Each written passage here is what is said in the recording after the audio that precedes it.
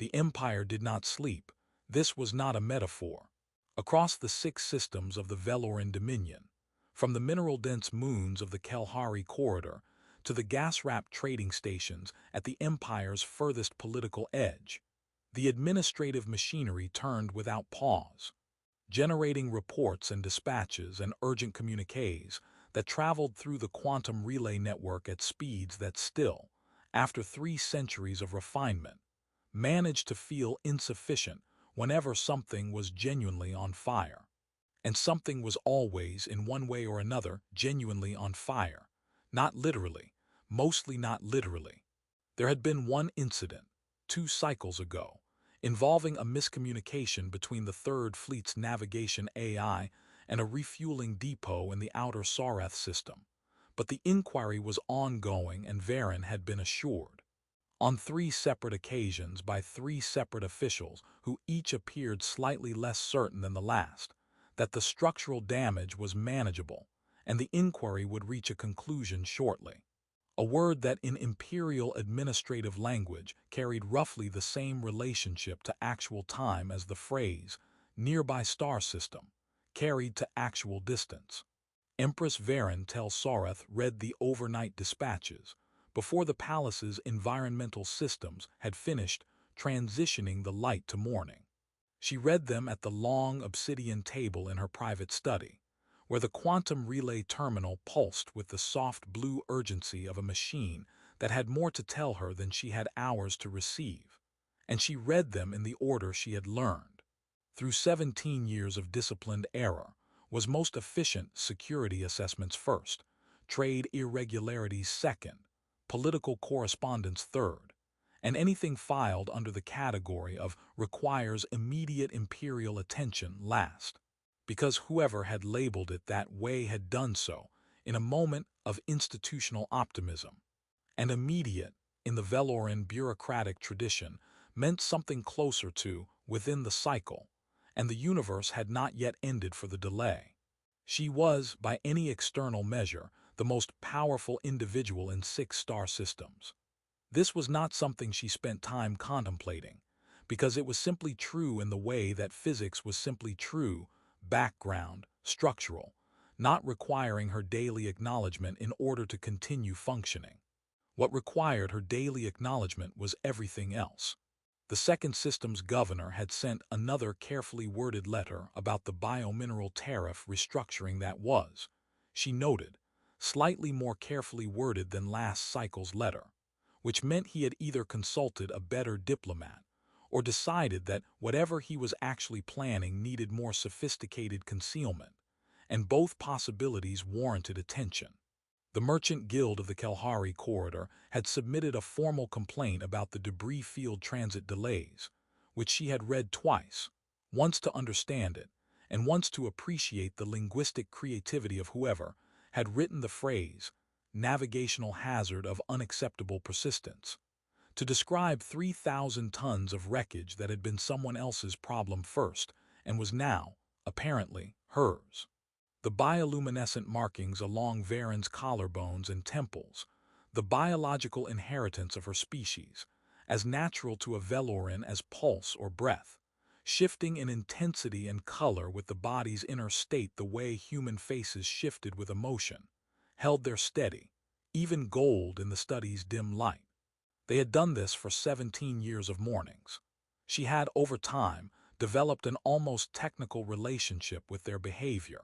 She knew exactly what they revealed, and she knew exactly how much of her discipline went into making sure they revealed only what she permitted. A Veloran's luminescence was not something that could be switched off, but it could be managed, in the way that most inconvenient biological truths could be managed, through sufficient control and sufficient practice, and the kind of iron continuity of will that her tutors had called exceptional, and that she had come to think of simply as necessary. What was exceptional about necessity? The Veloran required very little sleep. This was a fact that had, over the centuries, shaped her civilization in ways too numerous and too deeply embedded to fully excavate. 20 minutes, perhaps 30, taken in shallow intervals. Not the sprawling unconsciousness that humans apparently required, an 8-hour surrender to their own biology that Varen had read about in cultural briefings with the baffled respect one gave to practices that were inexplicable but clearly functional. 8 hours, every cycle. She had done the calculation once in a moment of idle diplomacy, and the number had refused to leave her. Humans spent, on average, 1/3 of their existence unconscious. An entire third. If she had slept that much, she could have governed 2 fewer systems, and still had time for hobbies, though she was not entirely certain what those were anymore. What the briefings had been less forthcoming about. What no one had written down in any cultural exchange document, because it was the sort of thing that nobody thought to record until it became immediately relevant, was what it looked like, in a species like the Veloran, when the accumulated weight of not enough sleep, not enough of even those shallow intervals, pressed against the biological minimum for long enough. What it looked like was not dramatic. It did not look like collapse. It looked like very small things, things that required a particular kind of attention to notice. The dimming of the luminescent markings by a fraction that most observers, scanning across a throne room or a negotiating table, would dismiss as ambient light variation. The steadiness of the hands becoming, in the 35th or 40th hour of continuous function, something that had to be actively maintained rather than simply assumed. A slowness in the blink. A particular quality of stillness that was not the stillness of control, but the stillness of a body conserving resources with the quiet efficiency of a system that has begun to make calculations its operator hasn't approved. Varen was aware of all of this. She had been aware of it, in the clinical and dissociated way one is aware of a structural problem one has decided to defer, for considerably longer than was advisable, which she also knew, which changed nothing, because the nature of deferral was that knowing it was inadvisable was part of the package, and you deferred it anyway and moved on to the next dispatch. The quantum terminal pulsed twice. A new file from the Diplomatic Processing Office flagged routine.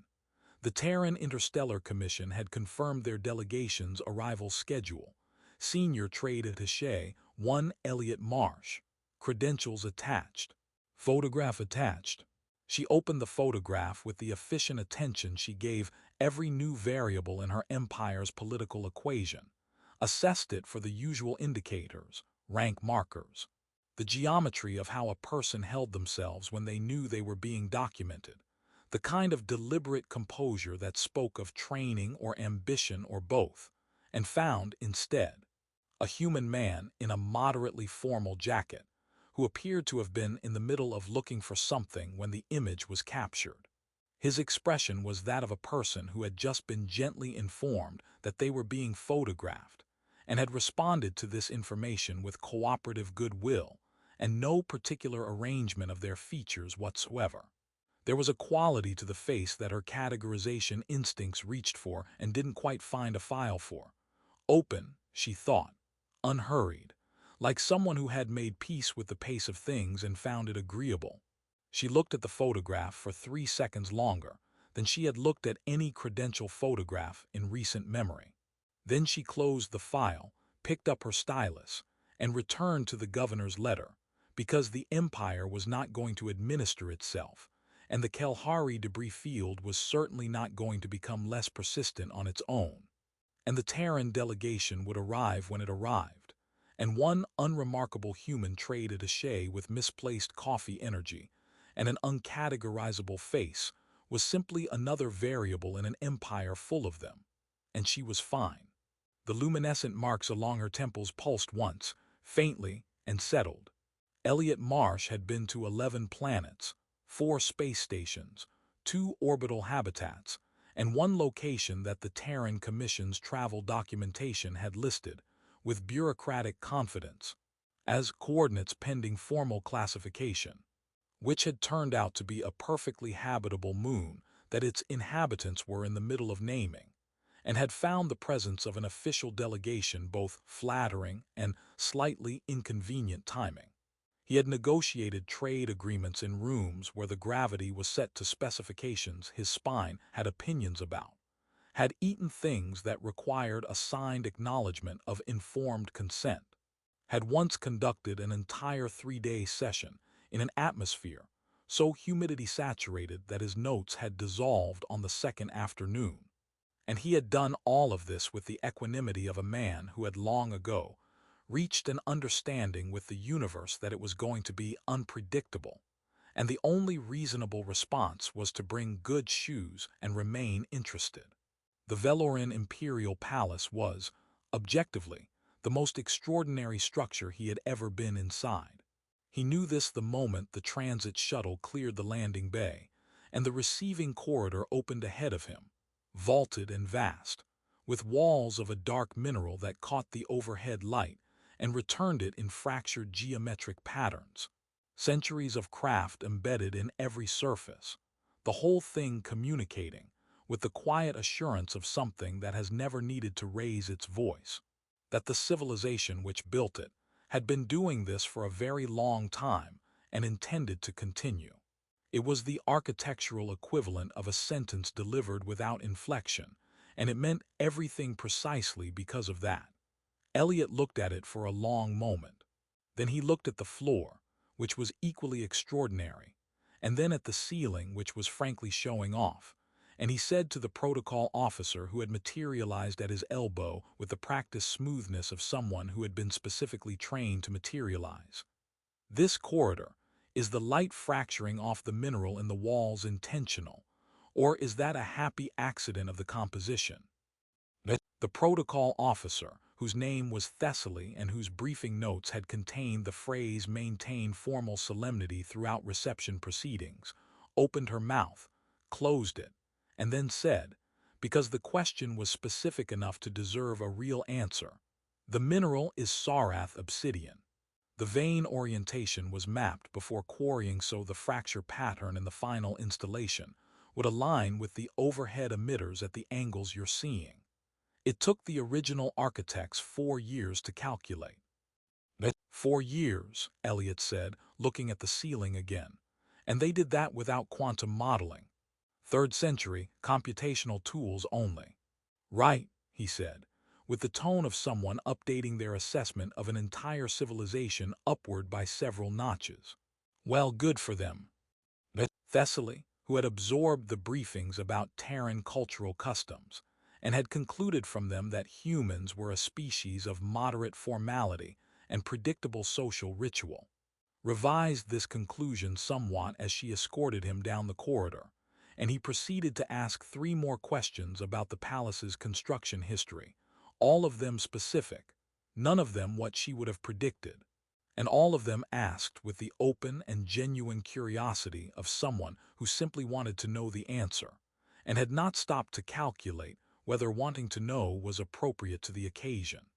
By the time they reached the delegation's preparation suite, she had told him more about Sarath period architecture than she had told any visiting dignitary in 4 years of protocol work, and she could not entirely reconstruct how that had happened. The preparations went smoothly. His credentials were verified. The joint legal teams exchanged their preliminary documentation, with the smooth choreography of people who had done this enough times to have developed a kind of professional shorthand with each other across civilizational lines. The Veloran Imperial Council sliding their formatted data chips across the table, in a motion that their Terran counterparts received and processed with the mutual ease of a language both sides had learned for exactly this purpose. Elliot reviewed his copies, made 2 small notations in the margin, and ate a piece of fruit from the welcome tray that he identified correctly as a Kelhari sweet pod, which surprised the attendant who had placed it there, who had not expected the human to recognize it. "We have a trade relationship with the Kelhari system already," he explained, when the attendant's expression indicated that an explanation might be welcome. "Smaller scale. Their export sweet pod arrived in Terran markets about 3 years ago. They're extremely popular. There was briefly a shortage, and it caused a minor diplomatic incident because 2 separate colony stations both felt they had prior claim to the supply allocation." He paused. "I was not involved in that one, different attaché. I mentioned that for the record. The negotiation session was scheduled for the following morning. Elliot Marsh was in the wrong corridor by the 40-minute mark of the following morning.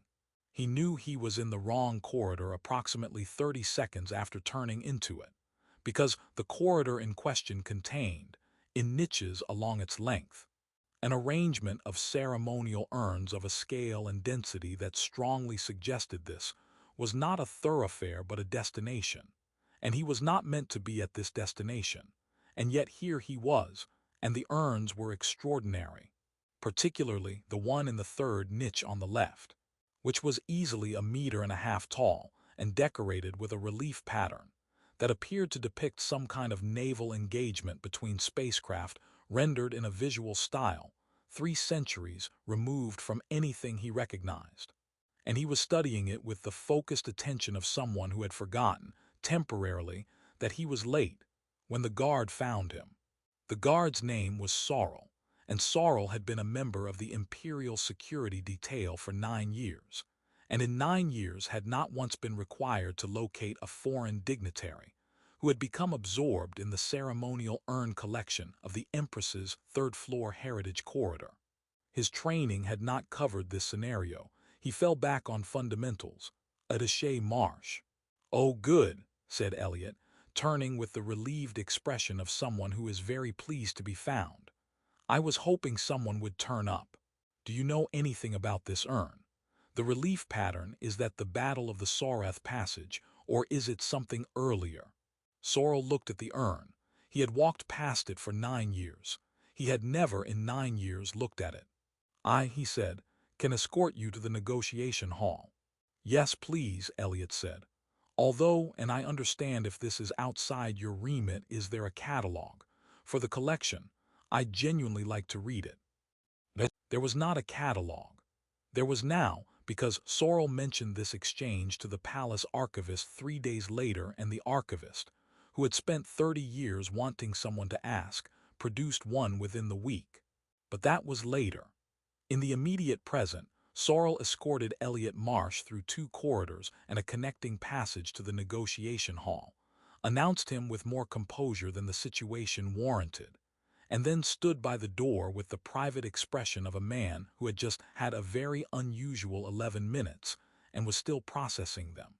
The hall held Varen and her full council, 6 advisors, 4 members of the Imperial legal team, 2 guards stationed at the far wall, Savarath standing at the Empress's right with the composed bearing of a man who had reviewed the morning's schedule and found it acceptable and was now watching it begin precisely 43 minutes late with a serenity that cost him something. Varen herself was seated at the head of the long negotiating table in the kind of absolute stillness that took years to develop. Not the stillness of someone waiting, but the stillness of something that had simply decided to be where it was, without remainder. The luminescent markings along her temples were a cool, composed gold. Her eyes, which were the particular pale silver of her bloodline, moved to Elliot Marsh when he entered and stayed there for a moment with the assessing quality of someone running a fast and thorough calculation. He crossed the room. He settled into the chair assigned to him across the table. He did not perform apology. He said simply, with the genuine and unornamented directness of a man who felt that the situation described itself, "Sorry about that, the signage in this place is aspirational at best," and opened his folder and appeared ready to begin.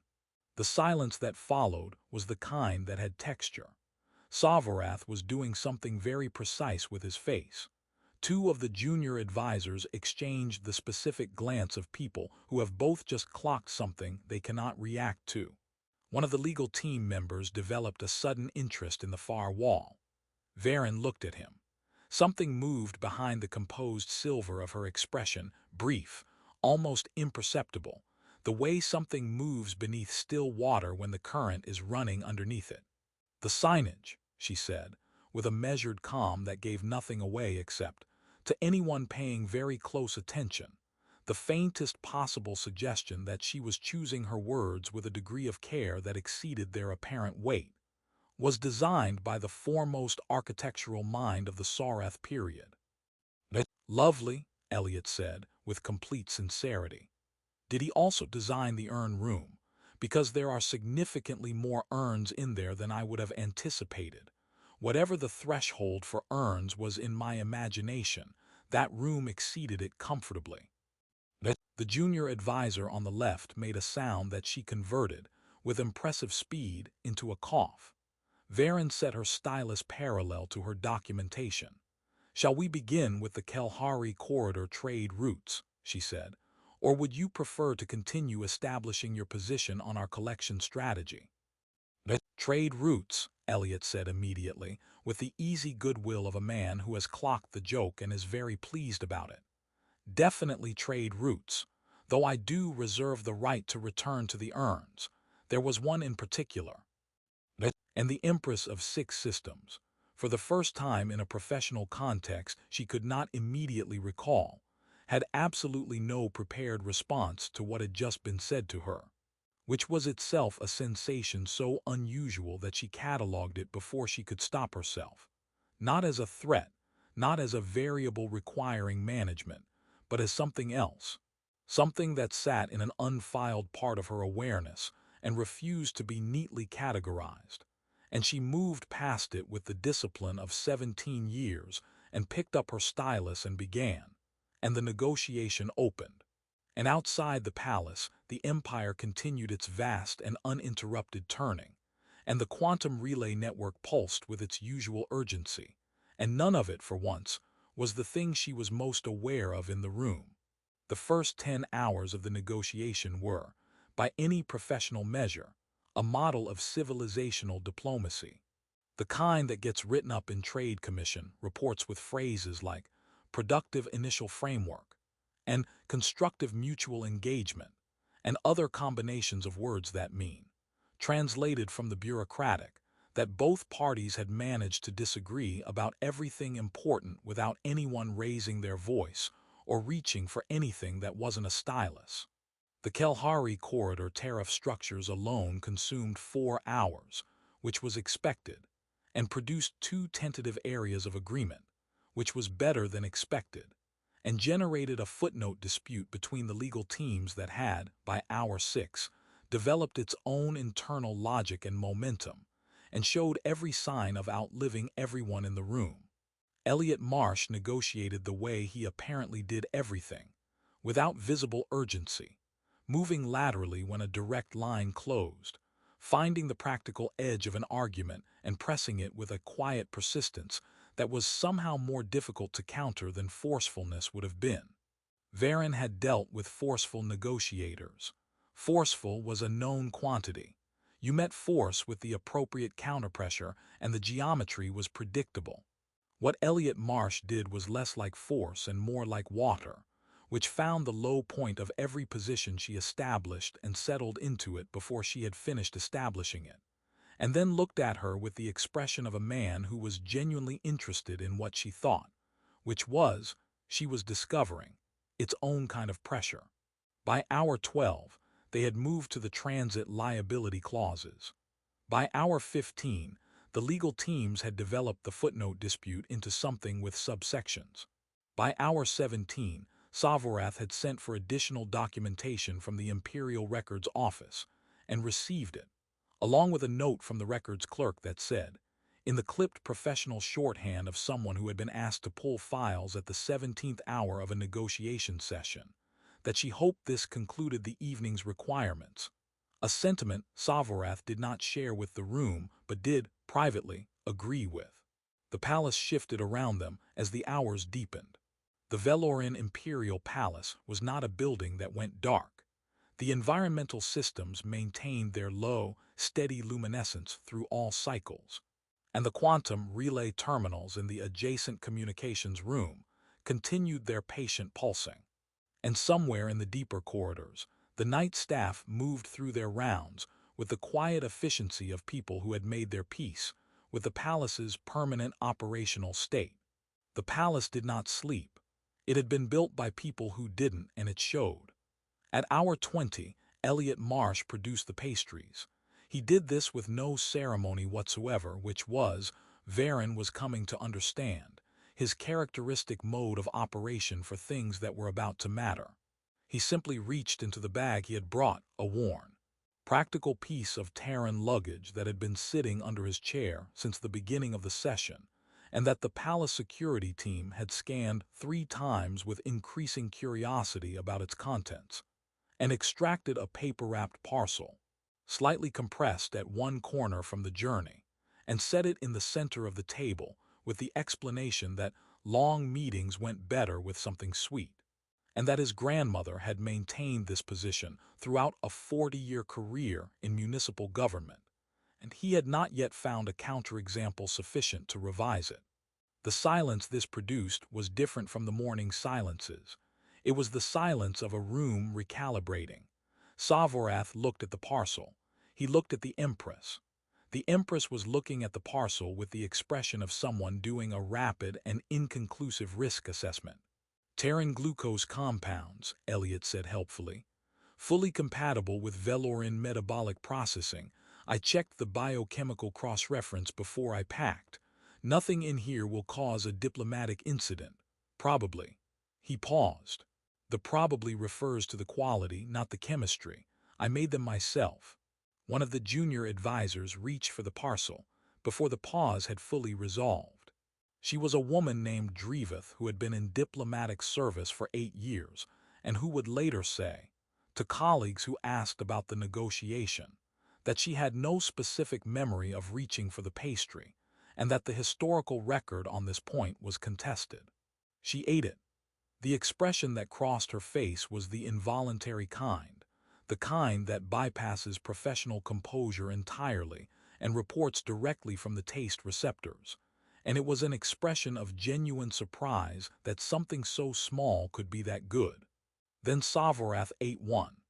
He did this with the considered dignity of a man taking a calculated position, which was how he did most things, and his face did the same thing Drevith's had done, and he set the remainder of his with the precision of someone placing a document, and said nothing, and resumed reviewing his notes, and was very composed about all of it. Varen did not eat one. This was a decision. She was aware of it as a decision, which meant she was aware that it required one, which was itself information she catalogued and moved past. She watched the room shift, not dramatically, not in any way that would show up in the official record, but shift it did, the particular degree to which exhausted people in a long room in the deep hours become, despite themselves, simply people, the formal membrane thinning at the edges. Elliot Marsh had done this. She could see the mechanism clearly enough. Whether he knew he was doing it was a question she had been running quietly in the background since the morning's earned commentary, and she had not yet reached a conclusion, and the inconclusiveness itself was unusual, and she added it to the growing internal file labeled with the sparse notation of someone who doesn't have time for longer labels, simply Marsh. At hour 24, the legal teams requested a 40-minute recess to compare foot. By hour 30, the tremor in her left hand had developed to the point where she was actively managing it. A minor and continuous expenditure of attention, like keeping a background process running, draining something from the pool of resources she was allocating to the session. She was aware of it the way you are aware of a sound that has been present long enough to stop registering as sound and become simply part of the texture of the room, except that this particular texture was in her own hand and was getting incrementally worse, and the luminescent markers along her temples had been doing something she could feel without being able to see, which was dimming, and she knew it, and the room did not know it, and that was the correct state of affairs, and she intended to maintain it. What she did not intend, and could not have predicted, was Elliot Marsh looking down at the table at hour 32 with no readable preamble, and then reaching beside him to the chair where the upholstered cushion sat, the accommodation the palace had provided for Terran spinal geometry, which had been a note in the pre-session briefing that she had registered as logistical and forgotten, and setting it on the table's edge nearest her side without performance, without eye contact, without any of the weight that would have made it a thing that required a response, and saying only that he had it on good authority that the cushion was excellent, that his own back had been conducting a low-level grievance since hour 8 and the cushion had resolved it, and that he mentioned this as a fellow person also operating a back in a long meeting, and not for any other reason whatsoever. The room could not react to it. There was nothing in it to react to. It was a man recommending furniture, and it was nothing more than that. And everyone in the room understood that it was nothing more than that. And some of them, Savarath, certainly, and Drevith, and the youngest guard at the far wall, a woman named Areth who had been on the imperial detail for 4 months and was extremely attentive, also understood, with varying degrees of specificity, that it was also something else entirely, something for which the negotiation hall's established protocols had no designated response, which meant the correct response was to have none. Varen accepted the cushion. She repositioned, marginally, in the way that indicated only ergonomic consideration and nothing else, and the room took its cue from her and became, again, simply a room in which a negotiation was occurring. And the fluorescent tracery of her markers, which nobody mentioned and nobody would mention, continued their slow and private dimming, and the hour count climbed past 33, and outside the palace the empire turned, enormous and demanding.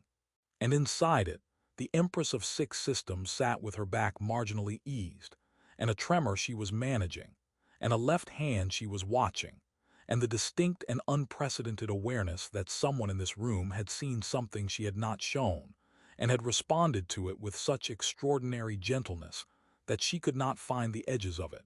And she returned to the transit liability clauses because they were there, and because the work was always there, and because she was fine. It happened at hour 39, and it happened mid-sentence, and it happened in the way that only truly inevitable things happen. Not with drama, not with warning, but with the quiet finality of a system that has simply reached the end of what it can override. Varen had been speaking. The Transit Liability Clause, subsection 4, the question of which party assumed risk in the event of debris field interference with cargo shipments. She knew this material the way she knew her own name, had reviewed it, argued it, shaped it across 30 hours of careful language, and the words were there, available and precise, and then they were not, and the sentence she had been building stopped in the middle of its own architecture, and her head, without consultation, without permission, without any of the 17 years of disciplined instruction she had given it, found the nearest solid thing and settled. The nearest solid thing was Elliot Marsh's shoulder. The room did not make a sound. This was not silence in the ordinary sense. It was the specific absence of sound produced by 32 people simultaneously understanding that what they were witnessing had no protocol, no precedent, no entry in any document any of them had read, and that the only correct response was to not be the thing that made it worse. The legal team stopped mid-footnote. The advisors stopped mid-breath. Savarath, who had served 11 years and believed himself prepared for most things the Empire could produce, discovered that he was not prepared for this, and that the discovery was arriving in his chest in a way that was unprofessional and absolutely unignorable. The guards were the most extraordinary part of it. 6 of them, stationed at their intervals, trained to respond to threat with immediate precision, and there was nothing to respond to. No threat. No breach. Only their Empress, who had not slept in front of another living being in 17 years, sleeping, quietly, completely, with the absolute conviction of a body that had finally stopped asking for permission, against the shoulder of a Terran trade attaché who appeared, from all external evidence, to be doing a very thorough impression of a man who had suddenly become deeply interested in a fixed point on the far wall, and intended to remain interested in it for as long as the universe required. Areth, the youngest guard, 4 months on the imperial detail, had a thought she would spend a considerable amount of time afterward trying to file correctly. She had spent 4 months being impressed by the Empress's authority, her precision, the absolute quality of her control over every room she occupied. And she was still impressed. She was more impressed than she had been 4 months ago, and the additional impression was of a completely different order, and it had nothing to do with power, and she was not entirely sure what to do with that. So she stood very still and did her job, which was to keep the Empress safe, and the Empress was safe, and that was all that was required of her. And she focused on that and tried not to think about the fact that the most powerful person in six-star systems had simply, finally, run out of performance, and that the thing she had run out of it for was rest, and that this was not weakness. It was the opposite of weakness. It was what happened when the weight became real and the body said enough, not because it was failing, but because somewhere in the room it had found something that felt, against all political logic and civilizational precedent, like safety. Elliot Marsh, for his part, had made exactly one decision since the moment Varen's head had found his shoulder, and that decision was, nothing, do nothing, be still, be the most unremarkable piece of furniture this palace has ever contained. He had implemented this decision with a thoroughness that deserved, he felt, some form of professional recognition, because what he wanted to do was considerably different from nothing, and suppressing it required the same sustained effort as the negotiation itself had, which was saying something. He had looked at the fixed point on the far wall, and he had kept looking at it. And at some point in the 15th minute, when the room had settled into its shared and extraordinary conspiracy of stillness, he had noted with the peripheral awareness of someone who is paying attention to everything, while appearing to pay attention to nothing, that the Empress's bioluminescent markings, which he had been watching dim across the hours of the session, with the concern of a person watching a warning light and lacking the context to understand it, had begun, in sleep, to return. Slowly, the color of old amber brightening by degrees toward something warmer, fuller, the gold that he had seen in the credentials photograph and understood now, in the way you understand things when you see their absence and their return in the same night, was what healthy looked like for her. He looked at the wall. He did not comment on this to anyone. He adjusted the room temperature, because the room had cooled and he had a free hand and the dial was within reach. And this was the one thing he felt was within the scope of what he was permitted to do. So he did it, and then went back to looking at the wall with the focused serenity of a man who has decided that the wall is extremely interesting and intends to honor that interest. Savorath wrote nothing in his session notes for 41 minutes. He simply stood and waited, and felt something that his 11 years of imperial service had not previously required him to feel, which was the particular species of grief that arrives not at loss, but at the sudden visibility of what has been lost for a long time already. The recognition that the person he had served and protected and advised for 11 years had been carrying something he had never thought to look for, because she had never permitted looking, and she had been so extraordinary at not permitting it that he had stopped considering whether it was there. He would write in his private record that evening 2 sentences. The first was factual, the second was not, and he would read it back the following morning and consider removing it and decide, uncharacteristically, not to. Varen woke at minute 41. She woke completely in the way of her species, no fog, no gradual reassembly, simply present and aware and knowing in the first second precisely where she was and what had happened and who was in the room and what they had witnessed. She processed all of it. She did not do this visibly. She did it in the interior space where 17 years of discipline had built the kind of infrastructure that could absorb an unprecedented event and continue functioning. And she straightened, and she settled her formal garments, and she retrieved her stylus, and she looked at the transit clause documentation that was still, with admirable patience, sitting where she had left it. She said, "You were saying something about clause 17. Elliot Marsh turned from the wall. His face, briefly, before he arranged it, was entirely open, the expression of someone who has witnessed something they have decided to protect, wearing that decision plainly and without apology in the 2 seconds before professional composure returned.